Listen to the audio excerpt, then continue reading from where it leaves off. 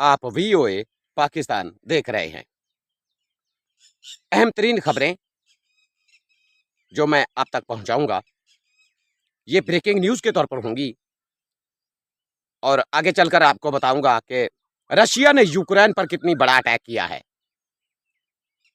तो मेरी आपसे वही रिक्वेस्ट कि मेरे चैनल को लाइक करें, सब्सक्राइब करें और कमेंट सेक्शन में अपनी राय का इजहार जरूर करें। सबसे पहले आपको बताता चलूं कि रशिया ने यूक्रेन पर अब तक का सबसे बड़ा हमला किया है। व्लादिमीर पुतिन रूसी सदर को जब डोनाल्ड ट्रंप ने कॉल की, कॉल खत्म होने के बाद रूसी सदर ने एक मीटिंग अटेंड करना थी, तो वो मीटिंग अधूरी छोड़कर गए और इतनी बड़ा अटैक किया रशिया ने, जबरदस्त अटैक किया रशिया ने। और तेल अवीव अब जो लग रहा है कि रशिया मुकम्मल तौर पर माफ कीजिएगा, रशिया मुकम्मल तौर पर अब जो कीव है या खार्किव और यानी यूक्रेन के दिगर सिटीज हैं, उन पर मुकम्मल कब्जा करने जा रहा है। यानी यूक्रेन पूरे पर अब रशिया कब्जा करने जा रहा है। ये सबसे बड़ा हमला था जो रशिया ने यूक्रेन पर किया। इस हमले के बाद व्लादिमीर ज़ेलेंस्की ने डोनाल्ड ट्रंप से रब्ता किया और उन्हें कहा कि मैंने आपसे डील की, मैनुअल आपको दिए और आप जो है इतनी बड़ा मुझ पे अटैक हुआ है। और दूसरी अहम तरीन जो उसमें नुक्ता है, ये बताता चलूं कि अमेरिका ने यूक्रेन में जो यानी साजो सामान जा रहा है उसको बैन किया है, यानी रोका है, सस्पेंड किया है। तो उसके बाद ज़ेलेंस्की की चीखें हैं, ज़ेलेंस्की ट्रंप से नाराज है।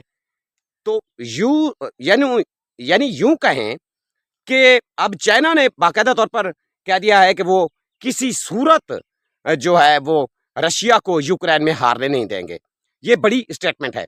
जैसे एक और डेवलपमेंट भी है कि रशिया ने बाकायदा तौर पर अफगान हुकूमत को भी जो है तस्लीम कर लिया है।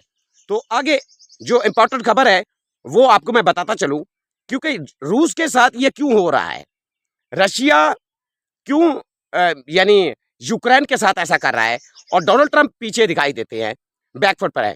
वो इसलिए कि अमेरिका की जो इंटरेस्ट है वो इसराइल को बचाने के लिए है। अब यूरोप भी इसराइल को बचाने के लिए है। चाइना ने यूरोप को खबरदार किया है, यानी वाज़ेह तौर पर ऑफिशियल तौर पर यह स्टेटमेंट दी है कि वो किसी सूरत जो है वो ईरान की सपोर्ट से पीछे नहीं हटेंगे और यानी यूरोप को वार्न कर दिया है चाइना ने। अब सूरत हाल बड़ी दिलचस्प मराहल में दाखिल होने वाली है। रशिया और चाइना खोलकर ईरान को और रशिया को जो है वो सपोर्ट करने वाले हैं। यूक्रेन के मामले पर रशिया को और ईरान को जो है अब बड़े यानी भारी जो चीज़ें हैं, वेपन है, जंगी साजो सामान है, वो दोनों कंट्रीज मुहैया करेंगे, क्योंकि इनको पता है कि इसराइल की टेबल पर जो बारी बारी कंट्रीज का नंबर लगा हुआ है, उनमें चाइना भी है, उनमें रशिया भी है। तो ये सारे सिनारियों को देखते हुए अब ये बड़ी यानी तशवीश होगी डोनाल्ड ट्रंप को कि वो इसराइल को कैसे बचाएं, और यूक्रेन हाथ से निकल गया है। यानी यूक्रेन पूरा यानी रूस जो है हड़प करने जा रहा है। गजा में इंतहाई कशीदा सूरत हाल है, वहाँ पे इसराइल ने हमले तेज किए हुए हैं। वो जो है ज़बरदस्त ड्रोन हमले भी करता है, बमबारी भी कर रहा है।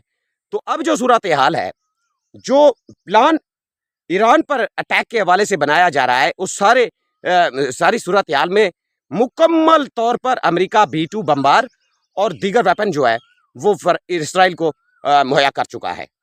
अब मैं अहम तरीन खबर बताने वाला हूँ, इससे आगे चलकर भी एक और अहम तरीन खबर बताऊंगा कि जैसा कि आपने देखा है कि दुनिया के तमाम कंट्रीज इस वक्त वेपन की खरीदारी में लग गए हैं। तो अब जो है बांग्लादेश ने तुर्की से हासिल करदा TRG-300 रॉकिस्तान कैप्टन मिसाइल का कामयाब तजर्बा कर लिया है।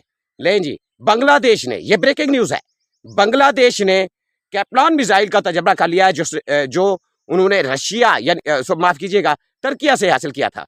तो ये अब आप समझते हैं कि जो मामलात हैं बांग्लादेश के वो इंडिया के साथ भी कैसे हैं। तो अब जो सूरत हाल है, उन्होंने कामयाब तजर्बा कर लिया है, यानी बांग्लादेश ने कामयाब मिसाइल का तजर्बा कर लिया है।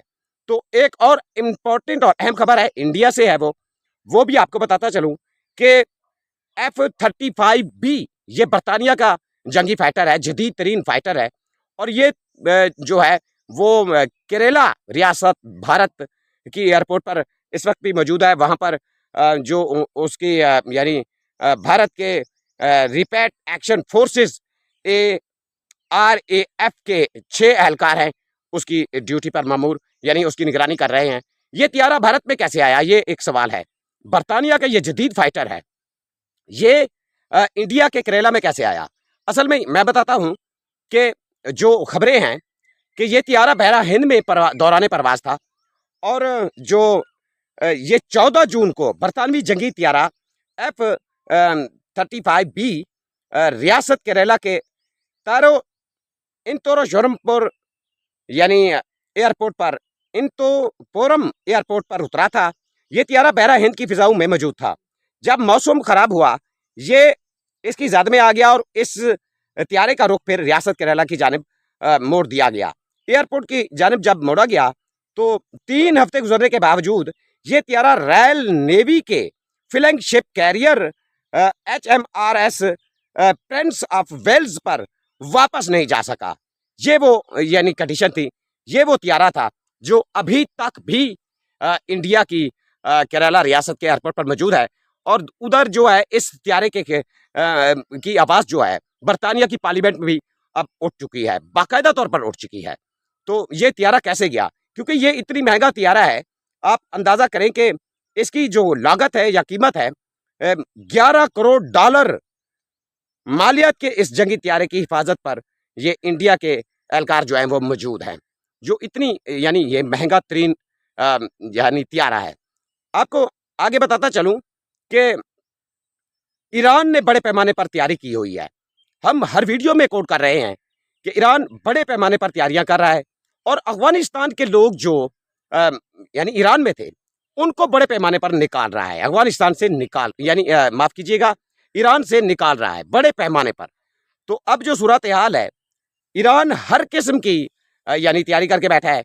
उधर से खबरें अमेरिका से ये भी मिल रही हैं कि अमेरिका का जो पहला हमला था वो मुकम्मल तौर पर नाकाम हुआ है। उसमें मुकम्मल तौर पर अमेरिका को यूं कहें कि शिकस्त हुई है। अब जाकर एक नए यानी अंदाज के साथ अमेरिका और इसराइल ईरान पर अटैक करने के हवाले से प्लान तरतीब दे रहे हैं। तो आगे जो भी सूरत